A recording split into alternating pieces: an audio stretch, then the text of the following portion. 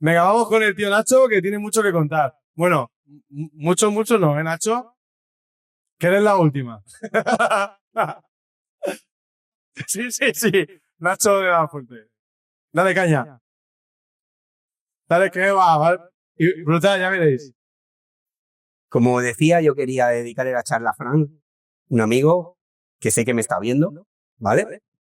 Y en segundo lugar, quería agradecerle a Firemood que me ha dado la posibilidad de hacer una conferencia, una charla, que yo creo que es la primera vez que se hace en este país, y llevo muchos años en esto.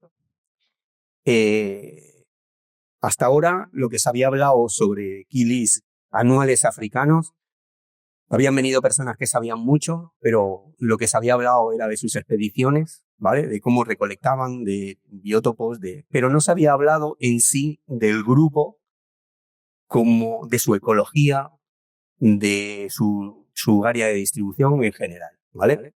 Por eso yo quería dar esta charla para toda la gente, porque es un grupo que no se conoce. Si ya el kili es algo que no se conoce, el anual africano todavía muchísimo menos. Y os va a sorprender, ¿vale?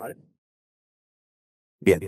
Le llaman los peces del cielo africano. Ahora veremos un poquito más el porqué, ¿vale? Bien, yo soy Nacho Jaramillo, pertenezco a la Asociación Española de Kilis y a la Asociación Alemana de Kilis. Trabajo en el departamento de ingeniería industrial en la fábrica de Martorell, de Seat y Cupra. Y llevo en la acuariofilia como unos 35 años y aproximadamente 30 en los kilis, ¿vale? Tengo un hijo de 16 años y bueno, este soy yo. Quería dedicar un poquito y hacer un homenaje a Bela Nagy, que es un grandísimo experto en anuales africanos. Él me ha cedido gran parte de las fotos y fotos de biótopos. Además que he tenido charlas muy interesantes con él y me ha dado muchísimos conocimientos, ¿vale? Bela Nagy acaba de sacar un libro que lo podéis comprar en Amazon, que habla sobre todas sus expediciones, hay fotos, está en inglés, es un libro súper interesante.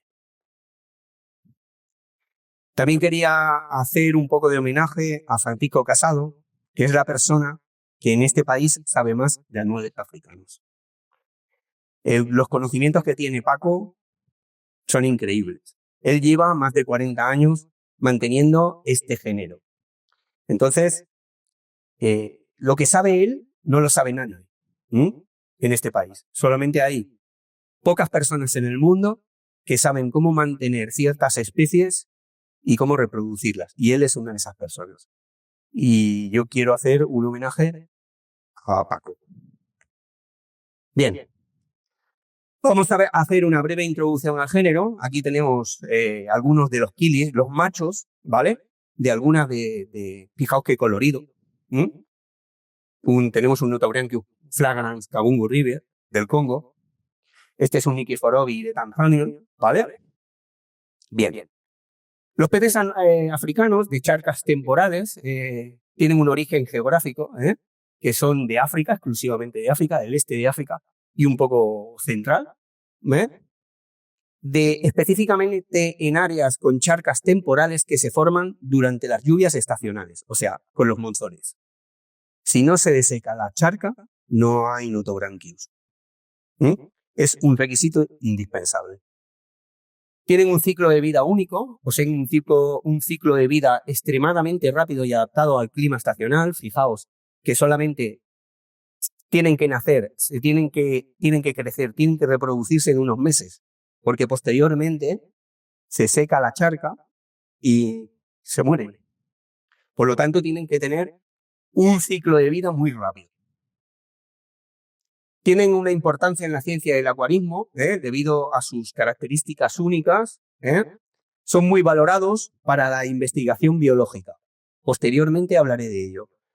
Se están utilizando para realizar una serie de estudios científicos de los envejecimientos de células vivas.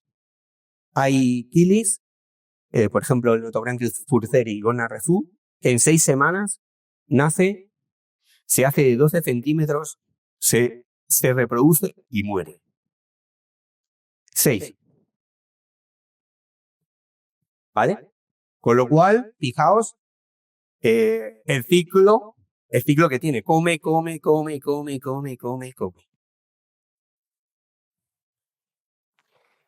Bien, hay un mito africano que dice peces que caen del cielo. ¿Por qué? Porque los nativos nos explicaban que de donde no había nada, donde había tierra cuando llovía, nacían peces. Hay una explicación científica y es que los Notobranchius, cuando se reproducen, entierran los huevos en el fango, que quedan latentes durante un periodo de incubación, y cuando vuelve a llover, nacen los alevines. Por eso le llamaban los peces que caen del cielo. Esto es una charca, por ejemplo, de Uganda, la perla de África. Fijaos qué charca.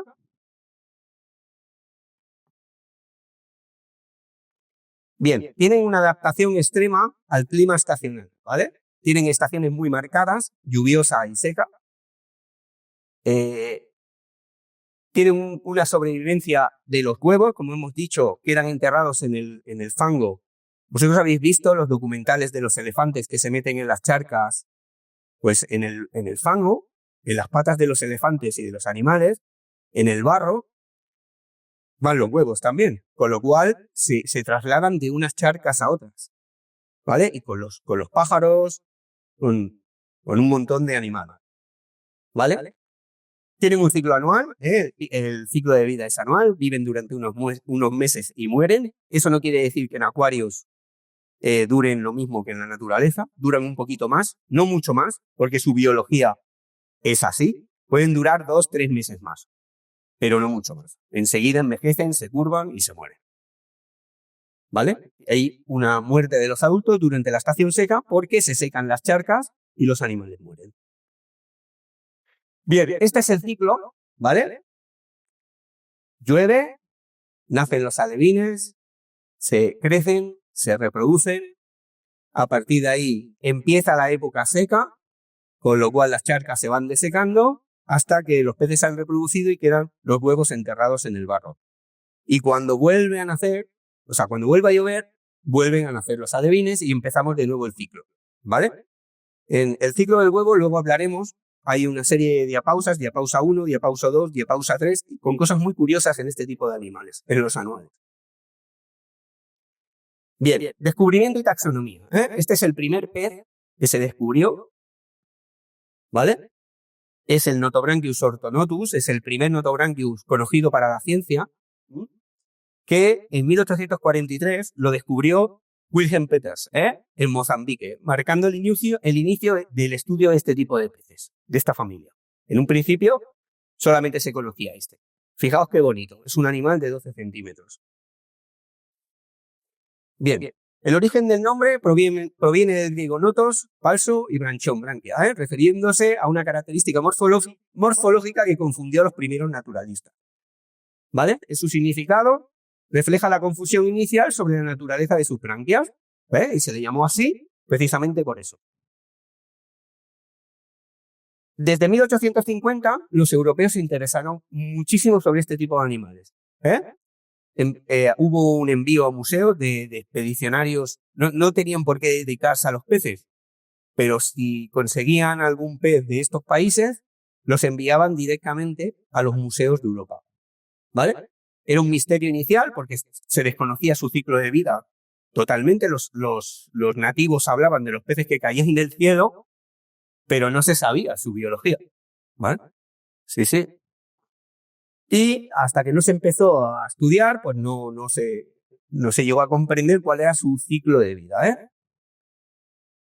Bien. David Livingstone recolectó ejemplares de estas especies. John Keel. Hubo importancia de colecciones de muchísimos más aventureros o exploradores, como si dijéramos. O sea, ya estos exploradores ya hablaban de este tipo de peces. No se ha dicho, pero es así, en sus libros estándar. De los peces que nacen del cielo. Bien, fijaos, la clasificación, ¿vale? Estaban inicialmente incluidos en el género Zundulus, pero posteriormente se separaron. Fijaos la belleza de este Notobranchius ugandensis del oeste-norte de Uganda. Un color azul base con aletas rojas, o sea, la aleta anal, la caudal, perdón, roja, tiene una belleza, hay una cantidad de poblaciones con diferentes tonos de azul brutales. Bien, la posición taxonómica, orden Cyprinodontiformes, los quilis, familia Notobranchidae, género Notobranchius. Ahora veremos otro. Bueno, esto es de Sudán. He estado comentando con vosotros. Este es un biótopo de Sudán. Los biótopos de Sudán son absolutamente extremos. O sea, súper extremos. Ese agua puede llegar a coger 42-45 grados en las horas punta. Fijaos la dureza de estos animales. Porque luego por la noche ese agua puede bajar a 5 grados. Aquello es desierto. No llega a lo del diabolis, a lo del Cyprinodon diabolis, pero es un animal durísimo. Eso es un biótopo de Sudán. No tendremos mucha oportunidad de tener muchos más biótopos de Sudán porque ha estallado la guerra civil y no se puede entrar. No se puede entrar a investigar. Bien, número de especies. Pues se han descrito más de 90 especies y cada año van saliendo especies nuevas. O sea, esto es constante. Cada año se van descubriendo especies nuevas. Es más, algunas poblaciones de las que se conocen actualmente probablemente sean especies nuevas. Porque están clasificadas dentro de una especie, pero tienen diferencias que pueden hacer que en un futuro esas poblaciones sean especies nuevas. Hay un descubrimiento continuo, Cada año descubrimos especies nuevas. Cada vez que hay una expedición a un sitio de África, normalmente descubrimos alguna especie nueva, si no varias. Tanzania es el sitio que está un poquito más trillado, es un poquito más difícil, pero no se descarta, ¿vale? Porque en los últimos años, en los últimos 10 años, se han descrito un montón de especies en Tanzania. Sobre todo Holder. Iril Kardashev también ha descrito varias. Bueno, Tanzania es el sitio que es como más seguro para hacer expediciones y por lo tanto es el que hay una mayor investigación en este tipo de especies. Pero si entramos en otro tipo de países, pues es una sorpresa. A mí me gustaría entrar en Angola. O Uganda. No, Uganda está bastante trillado, pero Angola está por descubrir completamente. O sea, no se sabe lo que se va a encontrar, sobre todo en la frontera con Zambia. Lo que pasa es que es una zona que está minada. Está minada. Te juegan la vida, ¿vale? Normalmente los expedicionarios que van a investigar este tipo de peces se juegan la vida. En cada expedición se juegan la vida. Podemos hablar del doctor Malumbres, etcétera, etcétera. ¿Vale? Son países muy conflictivos en los cuales investigar es muy difícil. Es muy difícil. Bien. Subgéneros. Tenemos el Arinios, el Afiobrancos y el Zoonotobranchius. Dentro del género Notobranchius hay algunas especies que no concuerdan absolutamente con las especies más comunes del género Notobranchius. Y por lo tanto, se han clasificado como subgéneros. Pues veremos fotos de algunos. Bien. ¿Cuál fue el primer Notobranchius que se mantuvo en acuario? El Notobranchius guenteri, que se considera el más fácil del grupo. Es un animal precioso, como veis, que se reproduce con una facilidad pasmosa, o sea, pone huevos por doquier y es endémico de la isla de Zanzíbar, en Tanzania. ¿Vale? Es muy fácil, es un animal muy fácil. El que quiera empezar con el género Notobranchius es el animal ideal para empezar. Bien. Desde 1890 a 1930, pues se fueron descubriendo especies. A partir de ahí, los exploradores fueron trayendo muchísimas especies a Europa de lo que recolectaban. Eso pasó también con las plantas, ¿vale? Los expedicionarios pues traían, sobre todo porque iban naturalistas con Livingstone y se traían muchísimos ejemplares o en alcohol o en lo que. Y hubo pues una expansión de las especies tremenda, ¿vale? Y lo que sí encontraron es una gran importancia científica, sobre todo para la comprensión de la diversidad y la distribución. Bien, la distribución geográfica, ¿vale? Hay un rango geográfico que es exclusivo de África, desde Uganda hasta Sudáfrica. Hay algunas especies más al norte, como Sudán, y hay alguna especie de subgéneros que se puede encontrar en el oeste de África, ¿vale? Como los Pronotobranchius, que se pueden encontrar en Senegal, pero son especies relictas, son muy pocas, Casi todas se encuentran en el este de África, en la zona que es barrida por los monzones. Bien. Prefieren áreas de lluvias estacionales que forman charcas temporales ideales para su ciclo de vida. Como hemos hablado, si no se deseca la charca, no hay Notobranchius. Adaptación al entorno, su distribución está estrechamente relacionada con las condiciones climáticas y el tipo de suelo de sus hábitats. Ahora veremos también el tipo de suelo. Pero lo más importante es el ciclo de los monzones, ¿vale? Si no hay... nosotros podemos tener Notobranchius en un acuario, están poniendo huevos en una turba, y si no desecamos la turba, se estropean los huevos. O sea, si no desecamos la turba a un grado de humedad determinado en función de la especie, pues se muere el huevo. Fijaos, aquí son todos los puntos donde se ha recolectado Notobranchius. Como veis, su zona de distribución, Madagascar no hay. Y fijaos que es todo la zona barrida por los monzones. ¿Vale? Coge desde Sudáfrica. En Sudáfrica solamente se recolectó una especie en el Parque Nacional Kruger. Se recolectó hace unos años, se cree que extinta ya, que es el Notobranchius pienari, que es un animal negro, precioso. Y fijaos que sube hasta Mozambique. Y arriba hasta Sudán. Sudán, en la frontera con Etiopía, pero solamente en el desierto, ¿vale? No en toda Etiopía hay Notobranchius, solamente en la frontera con Sudán. Otro hábitat, ¿vale? Este es de Kenia. En Kenia también hay varias especies, no es tan rica como Tanzania, pero sí que hay algunas especies. Más hábitats, charcas estacionales, llanuras de inundación y bordes de río son los hábitats preferidos de los Notobranchius, evitando cuerpos de agua permanentes. O sea, no los hay en arroyos, solamente los hay en charcos que se desecan. Nada de arroyos, nada de... O sea, puede haber algún borde de algún río que porque claro, o sea, llega a desbordarse, quedan una serie de charcas y luego se desecan. En ese caso sí que puede llegar a haber, pero no en ríos principales. En ríos principales no existen. Son muy malos nadadores. Solamente le gustan las aguas estancadas. 10. Agua turbia, algo muy importante. Toda la gente que ha recolectado Notobranchius en África dice que si el agua está turbia hay Notobranchius. Si el agua está clara no hay Notobranchius. Seguramente porque es una de sus formas de defensa. Fijaos que en las charcas donde viven los Notobranchius pueden convivir varias especies, hasta 3 y 4 y 5, y unas depredan sobre otras.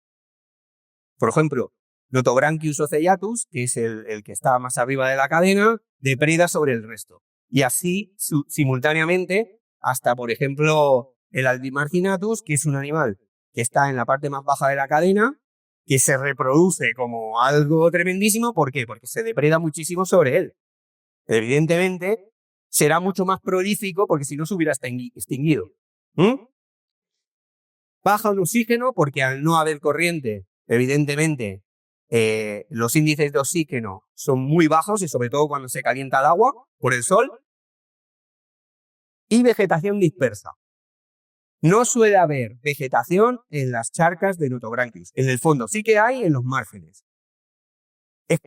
O sea, en la mayor parte de las especies de donde viven de los hábitats donde viven las especies de Notobranchius. Sin embargo, hay en Zambia, por ejemplo, el Notobranchius simoensis y el Notobranchius, hay otros Notobranchius que sí que viven entre la hierba. Son animales súper esquivos. Yo los he mantenido, los he reproducido y prácticamente no los veía. Son preciosos. Veremos alguna foto de ellos. Pero viven entre la hierba. Además es muy curioso porque en las llanuras de inundación en Zambia, o sea, puede haber kilómetros de inundación de las praderas. Y en un punto se pesca Notobranchius simoensis, en 500 metros más allá se pesca otra especie y no Notobranchius simoensis. Y 500 metros más allá se pesca Notobranchius simoensis. Parece como que vivieran como en familias, no se mezclaran, ¿no? O sea, estos son comentarios personales con gente que ha estado recolectando Notobranchius en Zambia. O sea, es muy curioso. La biología de estos animales todavía no la entendemos. En Tanzania también pasa en algunos sitios. No la entendemos todavía el por qué. ¿Vale? Fijaos, suele haber en las márgenes, pero en el fondo no hay plantas.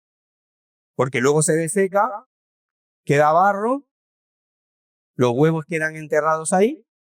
Las plantas están en los márgenes, no en el fondo. Suelen vivir sin plantas.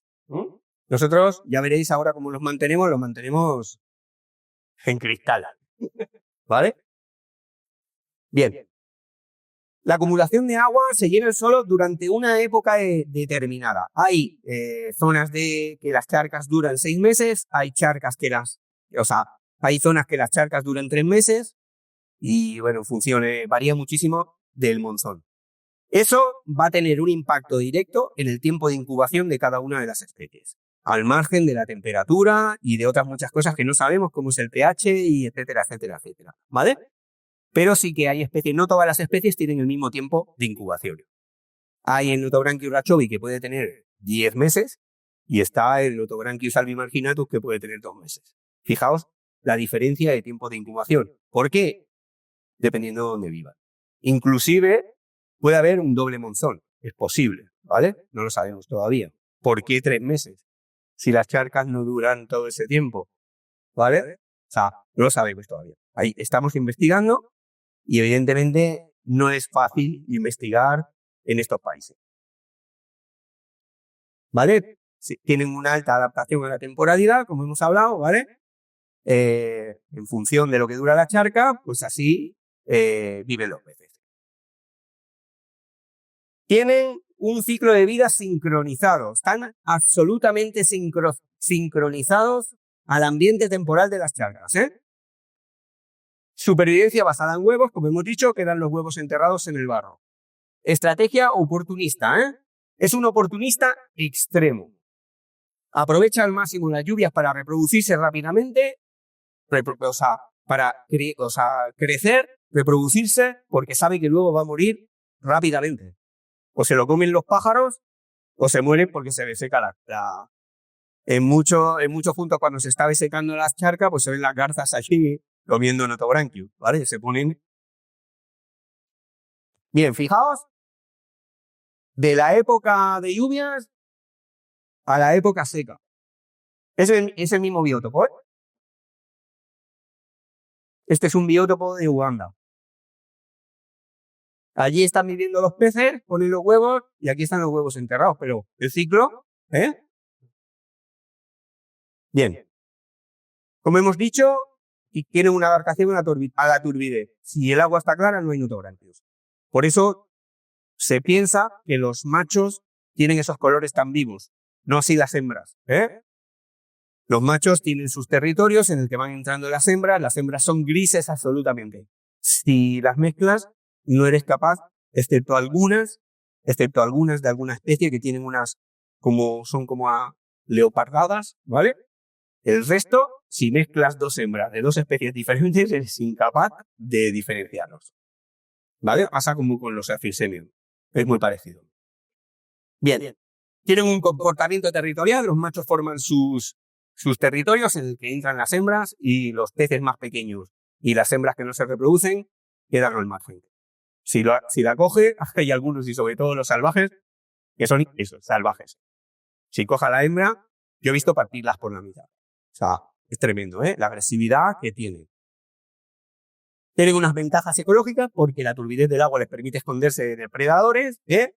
Y a la hora de reproducirse, pues esos colores tan vivos llaman a entre la turbidez del agua. tienen unas condiciones típicas de adaptación a la turbidez. Lo que hemos hablado, los animales pisan en el barro y se llevan los huevos de una charca a la otra. Es una de las maneras en las que se expanden los notobranquios.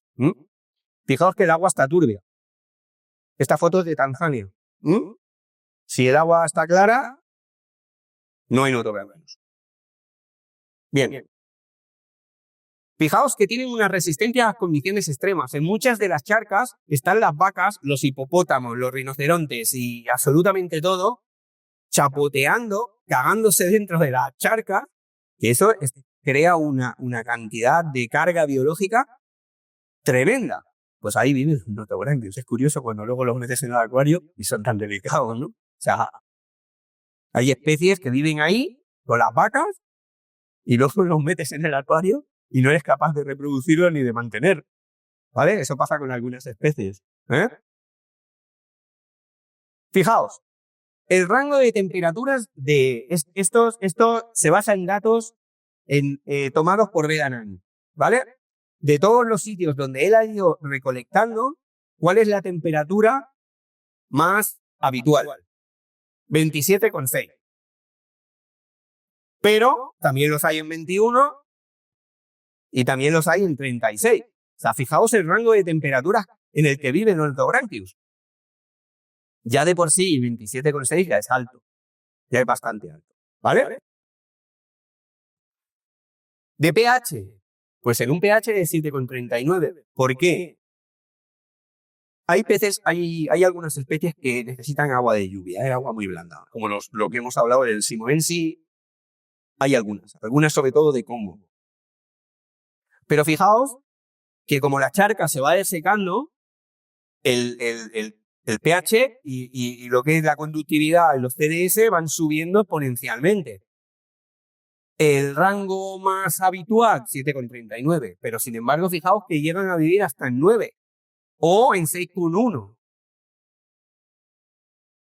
Si hace muy poco que ha llovido, está el agua pues más cercana a 7 o un poquito más ácido. ¿Vale?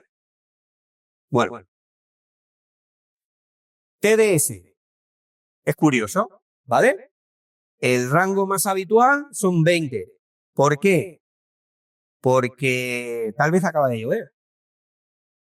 Evidentemente, si ellos tienen que nacer cuando se llena la charca, hasta que la charca no lleva unos meses y se está desecando, no sube las conductividades. ¿Vale?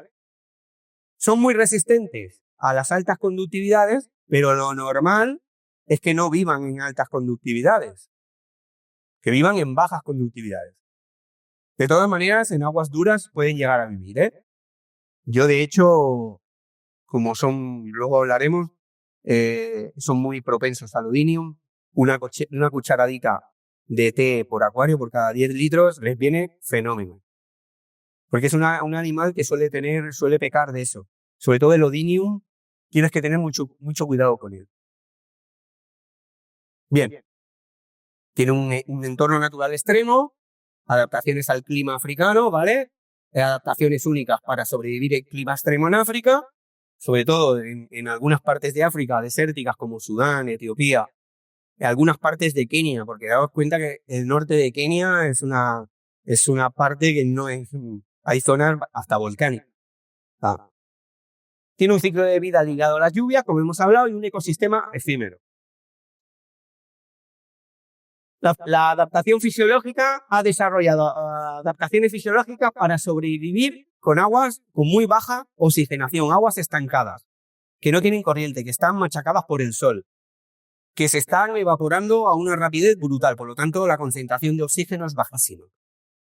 Agua estancada, estrategias de supervivencia, pues los notobranquios pueden reducir su actividad metabólica y buscar áreas con mayor concentración de oxígeno. En Sudán, recuerdo con Bedanani comentando que encontraban los notobranquios debajo de la sombra de los árboles. Porque era tal la temperatura que había el sol que los animales se concentraban a la sombra de los árboles. Había algún árbol. Ahora yo creo que vamos a ver algún biotopo. Bien. Sustrato de fondo, lo normal, la arcilla negra. ¿Vale? Vertisol. Es el fondo más común en África. Yo utilizo turba de coco o turba negra, lo que pillo, ¿vale? Porque son animales que no son como los anuales sudamericanos que se tienen que enterrar para poner los huevos. No, ponen en superficie. El abrazo lo hacen en superficie y ponen los huevos en superficie. Y luego los huevos se van enterrando. ¿Tienen una importancia para la incubación? Pues es crucial para la supervivencia de los huevos, ¿eh? ¿Por qué? Porque la arcilla negra retiene la humedad, no se seca mucho. Los huevos de Notobranchius, si se seca mucho la tierra, se estropean. Necesitan en humedad se llaman grados Langdon. Hay una cantidad de grados Langdon máximos y mínimos. Yo lo cojo y tengo que notar la humedad, pero tiene que estar la turba seca, no tiene que soltar agua. Si se seca mucho la turba, se estropean todos los huevos. Por lo tanto, al introducirlos en incubadora, fijaos que hay huevos de Notobranchius que pueden estar 10 meses metidos, o sea, incubando. ¿Qué es lo que hacemos? Meterlos en una incubadora. Y en una incubadora máximo 30 grados. Pero lo que son las bolsas de turba o que contienen los huevos nunca pueden estar expuestas directamente a la zona que calienta.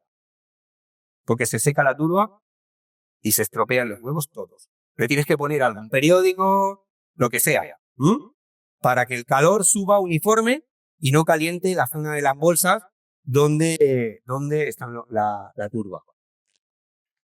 Bien. Tiene una adaptación con el sustrato. El sustrato tiene que ser suelto, no vale la roca. Tiene que ser tierra, lo que hemos hablado, arcilla negra. Y tiene que esa arcilla negra tiene que mantener la humedad para que no se seque mucho la tierra, porque si se seca muchísimo la tierra, pues eso, los huevos se estropean. Por lo tanto, una de las particularidades de la arcilla negra es que se seca la parte superficial, pero debajo mantiene la humedad. Fijaos, aquí hay algunas charcas, ¿vale? De Congo, estas de Congo, esas de Tanzania. Lo que hemos hablado, arcilla negra. Aguas quietas, ¿vale? Como hemos hablado, influencia en la distribución. Prefieren hábitats con aguas quietas, pero influye en su selección charcas temporales para la reproducción y el desarrollo. Como hemos hablado, adaptación a aguas estancadas. Bordes con vegetación baja, como hemos dicho. La vegetación no es dentro de la charca, excepto en algunas especies. La vegetación está en los márgenes. Pocas plantas acuáticas sumergidas, o ninguna, prácticamente ninguna. Y la importancia de la sombra.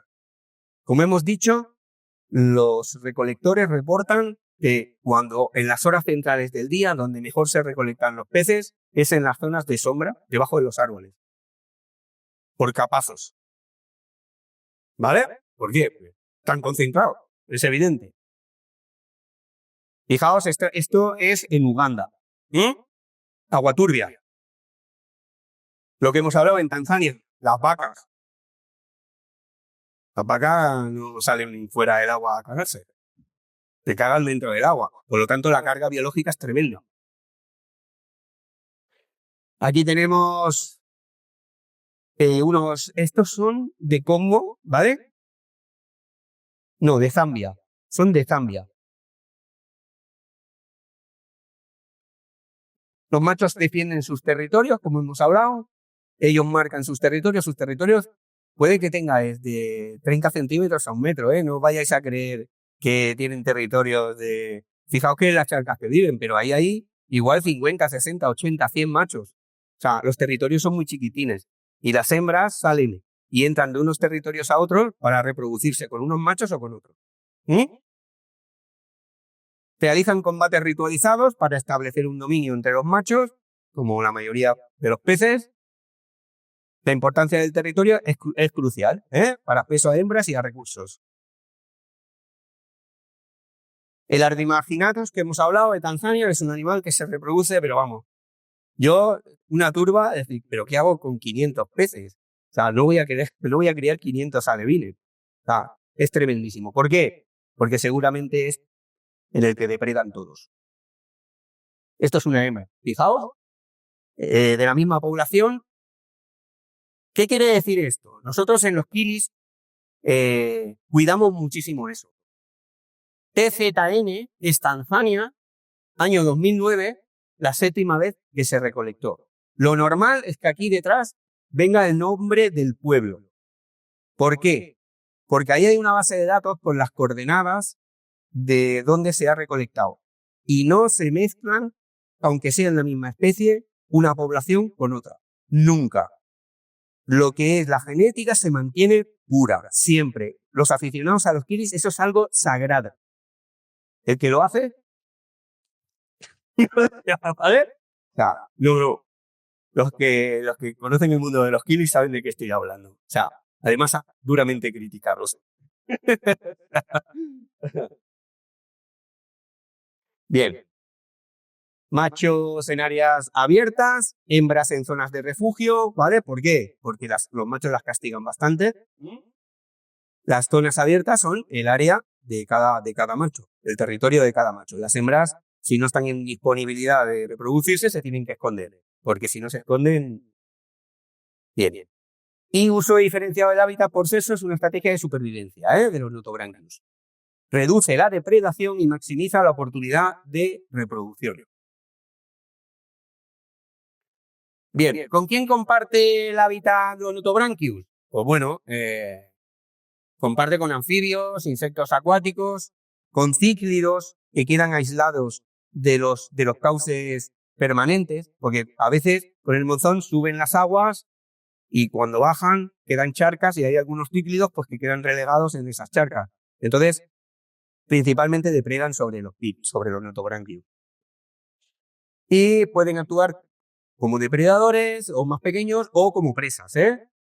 Los renacuazos principalmente se sabe que se comen los alevines. O sea, si hay renacuajos es muy difícil que haya otros. Pero eso pasa también en los peces de selva, en los kilis de selva. Si hay renacuajos es muy complicado, porque depredan sobre los alevines. Entonces, fijaos, Notobranchius ostergardi, ya lo hemos perdido. Es un animal que se recolectó en el lago Ingweru en Tipa, en el norte de Zambia. Yo lo he mantenido, pero no he logrado reproducirlo. Ni yo ni nadie, se perdió. Claro, es una zona para volver a recolectarlo muy remota, pero muy remota. ¿Vale? Y no sé cuándo volveremos. Aquí no se aprecia, pero esto es de color morado. Tiene las bandas marginales de color morado. Es un animal precioso, de unos 7 centímetros. Pero es muy complicado, no hemos dado con la clave para reproducirlo.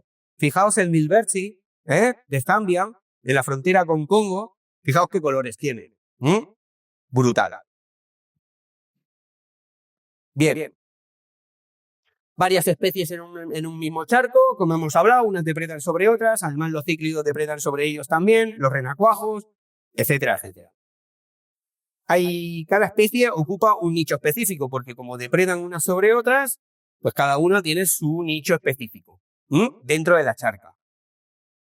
El tamaño y las condiciones del hábitat determinan la capacidad de coexistencia de múltiples especies. Evidentemente, en las charcas que cuando llueve se hacen más grandes, suele haber más especies que en las charcas que son más pequeñas.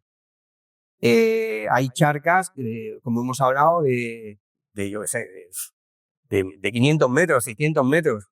Ahí suele haber, en Tanzania, por ejemplo, desde el Notobranchius ocellatus al Eversi, al Albimarginatus, puede haber hasta 5. Se han recolectado hasta 5 y 6 especies dentro de la misma charca, cada uno en su nicho. El Notobranchius ocellatus depreda sobre todas ellas.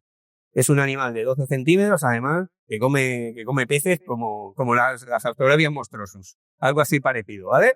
Es el depredador nato dentro de los Notobranchius. El tamaño, determina la capacidad de coexistencia, y, por ejemplo, en zonas con alta diversidad como Tanzania y Mozambique. Esas 5 o 6 especies que conviven juntas suele ser, por ejemplo, en Tanzania, ¿por qué? Porque hay muchísimas especies. En zonas donde existen menos especies, pues lo normal es que solamente hay una especie por charca. Por ejemplo, en Sudán. Sudán, bueno, no Sudán. Sudán suele haber dos, que es puede haber solo Notobranchus virgatus, puede haber también el nubaensis, que es otro animal que hemos perdido. A ver si tengo una foto por aquí, creo que sí que la he puesto. ¿Vale? Como hemos hablado, el Notobranchus ocellatus, fijaos que bicharraco, estos son los depredadores comunes, los renacuajos y los cíclidos que quedan en relictos. Bien, el fin del ciclo, pues tienen una muerte inevitable, o sea, se sabe, es que aunque no se seque el hábitat, o sea, se van a morir porque está en su biología, está en su genética, y sobreviven a través de los huevos enterrados. Aquí tenemos, fijaos un caso muy curioso, porque esta es la misma especie. Son poblaciones distintas de la misma especie y tienen fenotipos distintos. Aquí tenemos un Notobranchus egersi, una de las entradas del Parque Nacional Selous, en Tanzania, que tiene una librea roja. Este es un Egersi Rufiji River, que se recolectó en una zona. Rufiji River es el río Rufiji, se recolectó en algunos de los puntos de los márgenes del río Rufiji. Fijaos que es casi completamente azul. Es otra variedad. Y el Trigongo, Tanzania RB 0543, Tanzania RB, estos son los dos nombres de los recolectores, las iniciales de los recolectores, en el año 2005, la 43 vez que se recolectó en esa expedición. Y es una mezcla entre los dos. Sin embargo, los tres son la misma especie.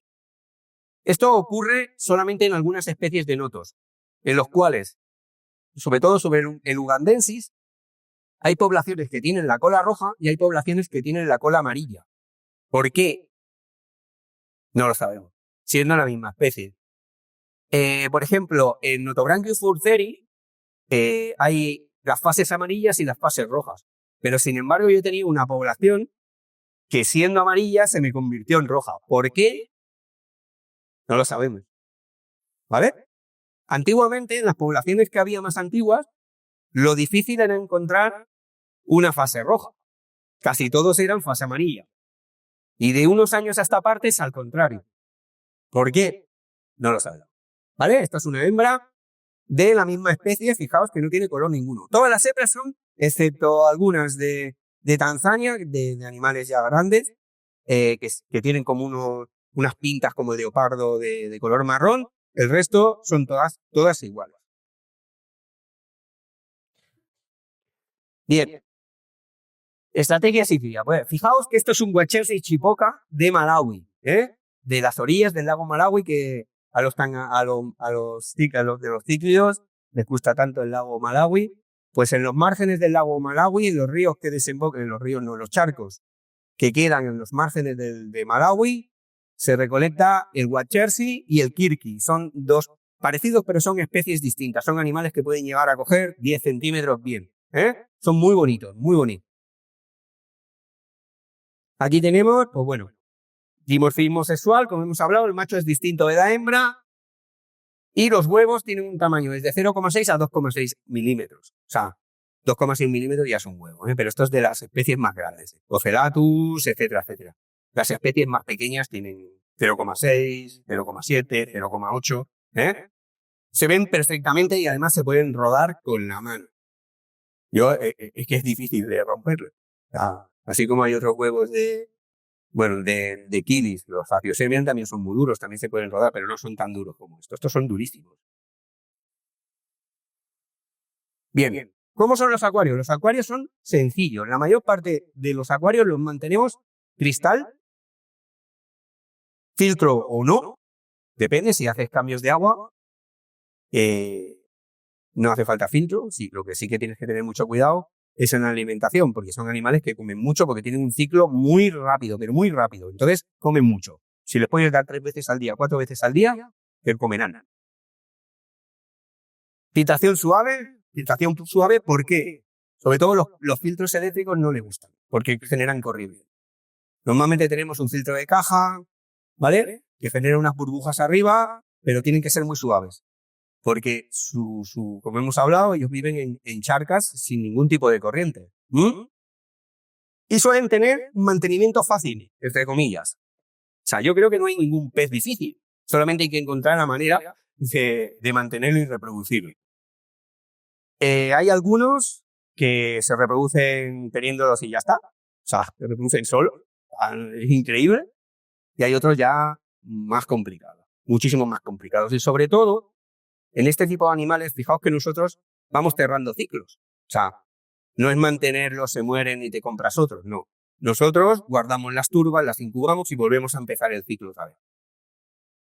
Gran parte de la dificultad de estos animales no solamente es en mantenerlos vivos, es en mantener las turbas. ¿Vale? ¿Por qué? Porque se te puede pasar una turba, porque si mojas antes de lo que tienes que mojar se pueden estropear los huevos. Hay especies que se estropean y hay especies que no. Normalmente las turbas no nacen todos los huevos a la vez.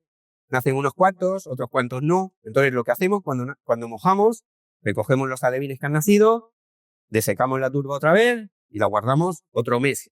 Y al mes volvemos a mojar. Es más, pueden nacer peces hasta 1 año y medio y 2 años después. De una misma bolsa de huevos. Es increíble, o sea, es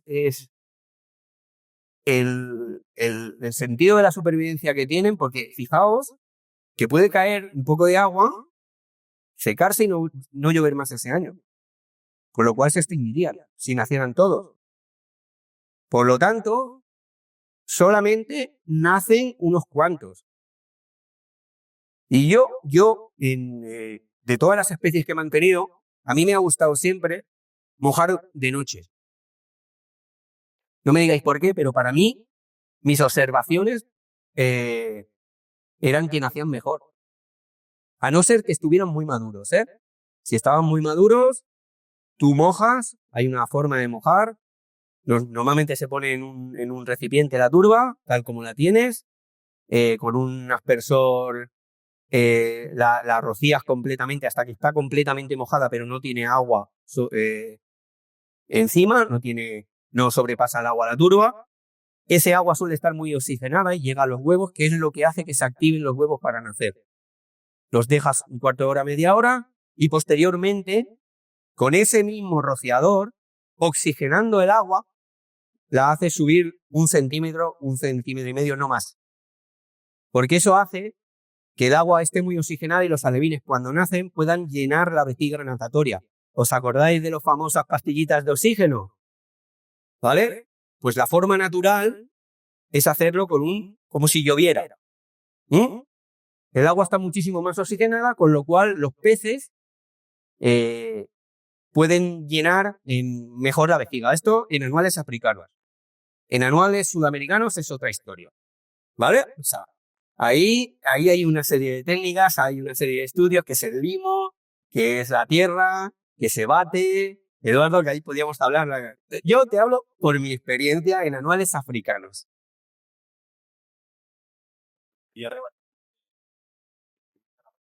Bueno, no, bueno, es algo que a mí, que se hincha la vejiga, ¿no? Que son capaces de llenar la vejiga antes.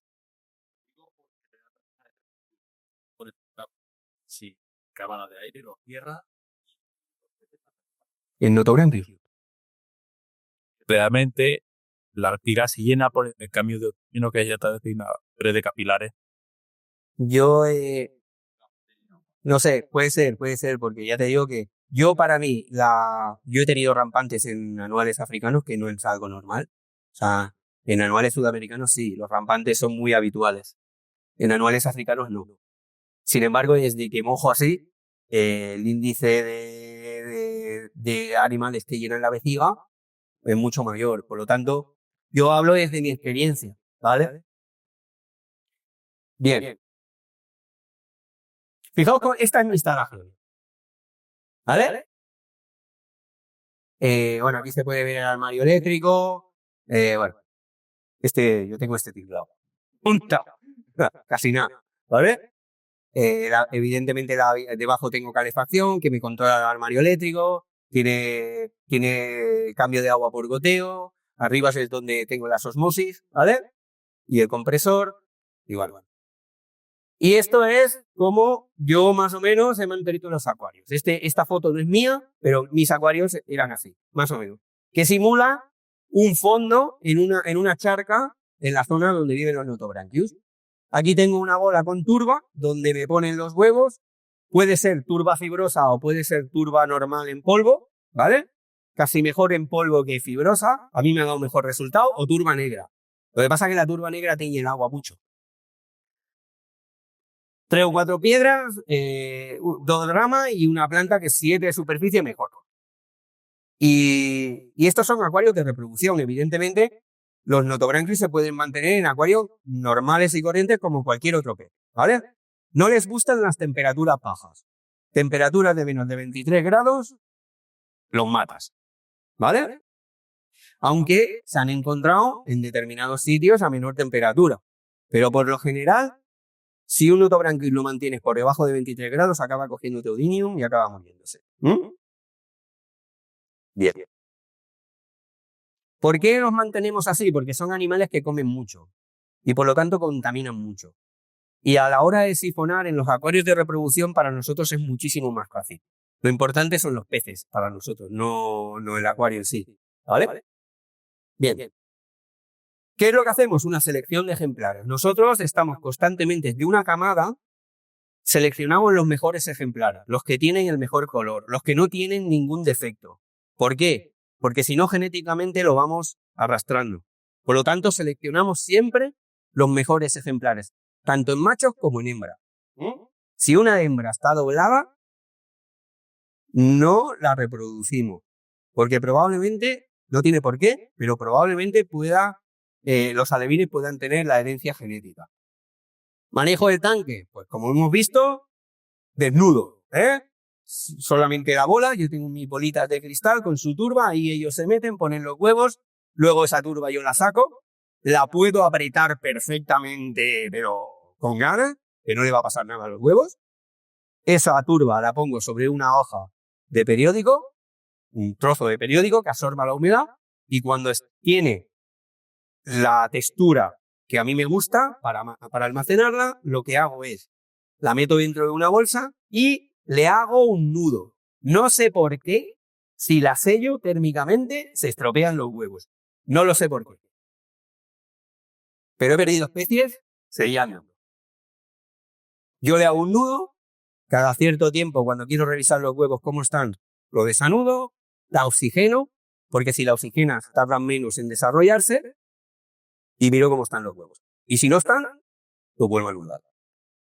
Pero las veces que he sellado térmicamente la bolsa, porque fue un invento que se me ocurrió, madre mía, qué desastre. O sea, ¿vale? Se me estropearon absolutamente todos los huevos. Yo no sé si es que a través del nudo respira algo y si las sellas no respira, no lo sé, no lo sé por qué, pero es curioso. Bien. Y el manejo adecuado del tanque es crucial para el éxito, Ir cambiando agua, echarle la cucharadita de sal. Si dejas mucho, acaban cogiendo enfermedades. Son animales delicados, sobre todo algunas especies. La temperatura ideal, pues como hemos hablado, es de 22, 24. Yo casi recomiendo más 23 hasta 32. Los he tenido en casa, pero bien calentitos, O sea, de olvidarse de poner el aire acondicionado, porque normalmente yo en mi casa me puede llegar a 30, 32 si no pongo el aire acondicionado. Barcelona hace calor en verano y los he tenido pero bien calientes. ¿Los han enterado? Bueno, beneficios de las temperaturas bajas, porque viven más. Si tú les subes más la temperatura, evidentemente ellos aceleran su ciclo de vida y viven bastante menos. Un animal que te puede, si los mantienes a 30 grados o 32, un animal que te puede durar 6 meses, en 3 meses le ha hecho todo el ciclo. Ha hecho todo el ciclo, han acelerado su metabolismo, han comido más, han reproducido antes y se mueren. Bien, agua ligeramente alcalina, aunque como hemos visto viven en aguas de lluvia perfectamente a conductividades muy bajas. No es necesario osmosis. Si queremos mantener Notobranchius, podemos utilizar el agua del grifo perfectamente. Dureza media. Le echamos un poquito de sal para el Eudinium. Y lo que sí es importante es la calidad del agua. El agua tiene que estar libre de compuestos nitrogenados, como con todos los peces. No es algo nuevo, no es algo que... Bien. Se reproducen diariamente, hay especies que ponen un montón de huevos y hay otras que ponen uno. Sí, o sea, es así, ¿no? Uno y gordo. Y sí, igual en una semana recoges 3 o 4 huevos, no recoges más. Y hay otras especies que cuando mojas te salen migalevines. O sea, de la turba una semana. Y dices, es increíble, ¿cómo es posible? Pero bueno. Y sobre todo, si mantienes un macho con 3 o 4 hembras, que es lo ideal, bueno, es tremendo. ¿Vale? ¿Por qué se reproducen tanto? Pues compensan la mortalidad de la depredación, compensan o sea, estas especies que son las últimas en la cadena, sobre la que depredan todas las demás, acaban reproduciéndose a lo bestia. Bien. Factores ambientales que ponen la luz y el alimento. Los notobranquios no se reproducen de noche.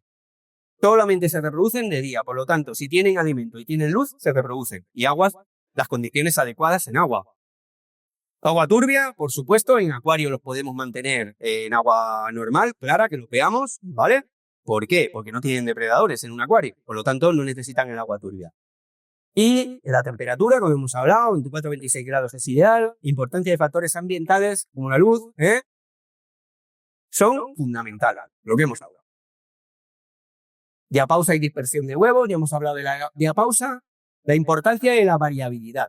Hay una grandísima variabilidad genética entre las distintas poblaciones o especies de Notobranchius. O sea, hacen el árbol de ADN y es brutal. O sea, el último que ha hecho Vela es tremendísimo. O sea, te ocuparía una sábana. Es que es increíble, ¿vale? Aislamiento y endogamia. Fijaos que endogamia, ¿por qué? Porque a no ser que un animal pise el barro y se lleve los huevos a otra charca, hay una alta endogamia dentro de la charca, porque siempre se están reproduciendo durante las generaciones la misma línea genética. Por lo tanto, nosotros, por ejemplo, los kilis, los reproducimos entre hermanos. Hay algunas poblaciones o especies que sí que se le nota ya, pero ¿cuántos años? Llevan 30 años igual reproduciéndose. ¿Qué generación será? Son bastante resistentes a la degeneración genética. Muy resistentes. Todos los kilis, Todos los kilis. Bien, tienen una ventaja adaptativa, que es la variabilidad genética. Y bueno. Vale, se atraen por colores. La hembra afecta rápidamente al macho, o sea, son bastante fogosas. Hay otras especies que la hembra puede le da un poco más de esto al macho. No, estas van por lo que van. Tienen una ventaja reproductiva, que es un cortejo breve, o sea, van a lo que van y... O sea, no se andan con colores, ¿vale? O sea, la hembra entra, que está en condiciones de reproducirse, entra a la bola, o en este caso en la reproducción en acuario, entra el macho, se reproducen y la hembra se sale. Punto pelota. Se acabó el rollo. No hay cortejo, no hay baile, no hay nada. No hay nada. Bien, como hemos hablado, la eclosión masiva, reproducción en turba, simulamos incubando en desecado la simulación seca, y el tiempo de incubación varía en función de la especie, de la zona donde... Bien, fijaos cómo abraza el macho a la hembra en la turba. No se entierran, no se entierran. Es en superficie. Así como los anuales sudamericanos se entierran enteros dentro de la turba para poner la puesta, los Notobranchius no lo hacen. Bien. Fijaos los huevos, aquí se ven los huevos, ¿vale? Los introduce uno por uno en el barro, no pone varios huevos, pone uno a uno. Y la ventaja de la puesta enterrada, pues es que los huevos, cuando se seca la turba, o sea, cuando se seca el barro, quedan protegidos del sol por la tierra, por la arcilla negra. Fijaos aquí no sé si se ve, que han nacido un montón de alevines, ¿vale? Hay algunas especies que son muchísimo más pequeñas, hay unas que cuando nacen comen náuplios de Artemia directamente, y hay otras como el rachobi, que fíjate, el rachobi es algo que está por las tiendas. Pues al rachobi normalmente hay que darle paramecios cuando nacen, porque no es capaz de comer el turba. Y sobre todo algunas poblaciones nacen minúsculos. ¿Mm? Son muy agresivos, como hemos hablado, esto ya lo hemos hablado, ¿vale? Tienen jerarquías reproductivas, los machos pelean entre ellos y se reproduce el que gana el territorio y el que es más fuerte. Y la ventaja de la agresividad territorial, pues es una ventaja evolutiva, ¿eh? Las jerarquías reproductivas, ¿por qué? Porque se reproducen con los mejores ejemplares. Por lo tanto, la descendencia genética será mejor. Desarrollo con diapausas, sincronización con las lluvias, es curioso. Ventaja adaptativa. Uso de la turba de fibra de coco. Esta es la turba que yo utilizo porque para mí es mucho más fácil. No tiñe el agua y para mí es mucho más fácil de quitarle la humedad. Simulación de la sequía y control de la... Fijaos cómo almacenamos las turbas, ¿vale?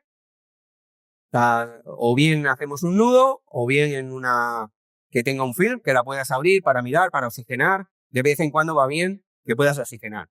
Etiquetamos, muy importante, la especie, la población y la fecha de recolección, porque eso nos va a decir aproximadamente cuándo vamos a poder mojar. Hay unas tablas que nosotros hemos creado por especie, que sabemos cada especie a una temperatura de 25 grados. Normalmente las tablas que hay por ahí que corren son a 25 grados centígrados. Pero ya sabes que si sube la temperatura a 28, el tiempo va a ser menor. Importante.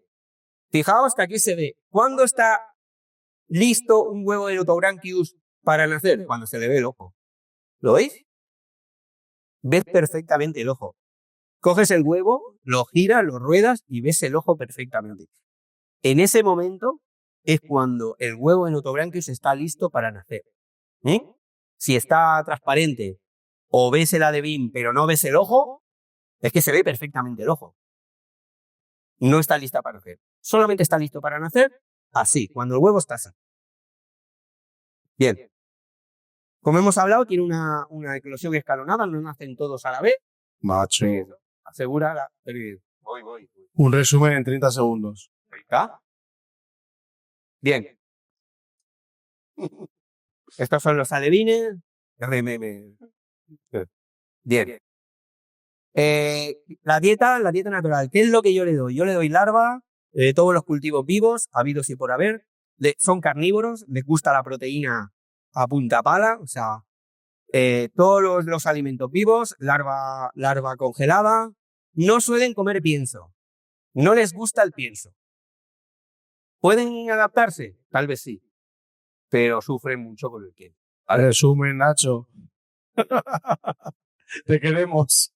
¿Qué es lo que comen? Para los alevines, como hemos hablado, la mayor parte comen artemia, pero hay algunos que hay que alimentarlos con paramecio los primeros días. Larva. Bien. Mensaje final, esto es muy importante. Se basa en la coloración de los machos. Las especies las estamos clasificando por la coloración de los machos. Amenazas. Pues la agricultura y la destrucción del hábitat. Vedanaghi reporta que el envenenamiento de las aguas por la minería está causando estragos bestiales en el Congo. O sea, hay un montón de charcas que se están contaminando, se están muriendo los peces, especies sin describir. Es lamentable. Inclusive se está envenenando el hábitat y están cogiendo enfermedades, están cogiendo un montón de enfermedades que tal como salen los peces, salen con enfermedades ya por la contaminación del hábitat. Bien. Y el cambio climático, evidentemente, si se modifican la rutina de las lluvias por el monzón, evidentemente deja de llover en las zonas donde tiene que llover y en la temporada que tiene que llover y acaban extinguiéndose. Bien, fijaos que son especies muy vulnerables porque habitan en hábitats muy pequeños, ¿vale? Y son muy vulnerables. Y son muy sensibles a cambios ambientales como hemos hablado. Si se modifican las lluvias, bien. Tienen un valor ecológico importante, se utilizan para la investigación científica, sobre todo en el análisis de cómo envejecen las células vivas. Yo, como he dicho, he enviado huevos a expertos de la Universidad de Toronto y de Estocolmo, de Notobranchius furceri, para sus estudios y los he asesorado sobre cómo reproducirlos en laboratorio. ¿eh? Es un patrimonio natural y tenemos una responsabilidad compartida en mantenerlos. Bien.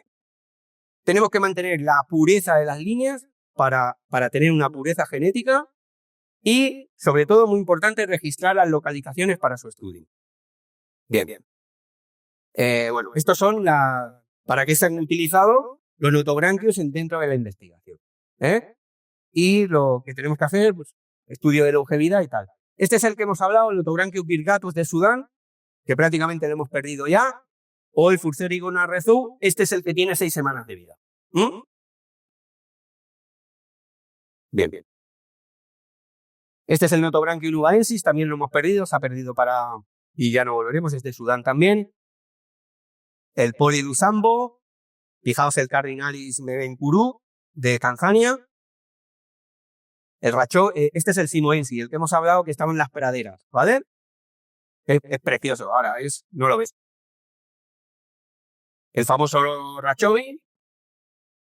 Y bien, yo pertenezco a la Asociación Española de Chilis y aquí tenéis la web, ¿vale?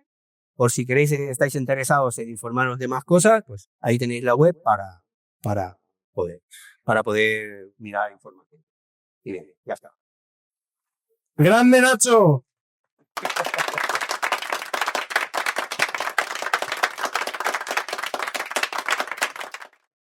Por cierto, si Zaida es socia de la Asociación de Quilis, cualquiera puede.